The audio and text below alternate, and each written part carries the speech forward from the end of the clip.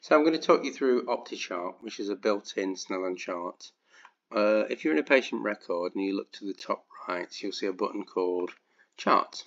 If you click that, it'll open a new window and it's going to look something like this. Effectively, it's a normal chart, but you can digitally control it, isolate letters, etc. First thing to master is the keypad on your keyboard. If you look at the keypad with the number lock on, that's crucial. Your number 8's got an up arrow, your number 2's got a down arrow, 4's got a left arrow, and 6 has got a right arrow. And they're the main buttons you can use to control the chart. So if you press the up arrow, the number 8, it's going to give you bigger numbers and letters. Press the down one, it's going to give you smaller ones.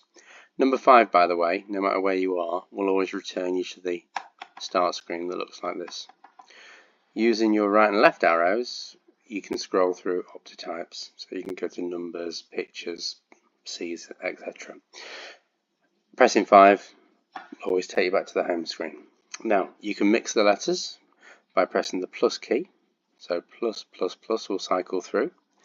Similarly, if you're on numbers, the plus key will give you a different set of numbers. You can also isolate lines. If you use the full stop key on the keypad, which is usually on the bottom line, pressing full stop once will give you a blue line, and then you can go up and down using your up and down arrows to direct the patient to where you want them to look. Pressing that full stop again will isolate the whole line. You can then move up and down, and pressing it a third time will give you an isolated character. Again, pressing the up and down keys will allow you to cycle through those. Remember, if you get lost, press number 5. It'll always take you back to this screen. 7, 9, 1 and 3 is going to give you other familiar attributes. And once again, pressing number 5 will take you back to where you go. That's pretty much the chart. There is in your settings an option under Control Panel, Optichart, an option to set the length of your room. So if you're not using a 6-meter room, you can put in the length of your room there. Also, whether you want the letters mirroring yes or no, you can put in there.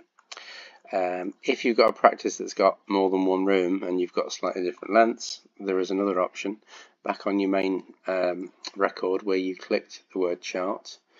You've got a drop down and you can select 6, 5, 4 or 3 meters, and that's useful, as I say, if you've got different rooms in your practice which have got different lengths.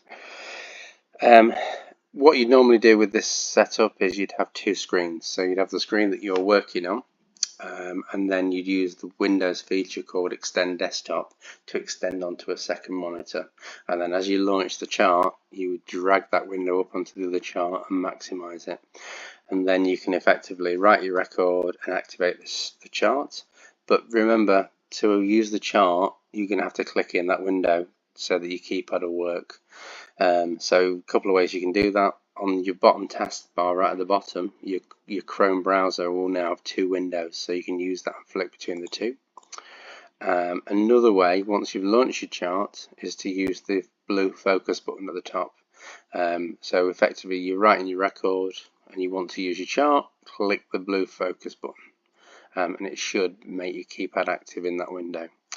As usual, any questions, pop them in the forum, and we'll get back to you.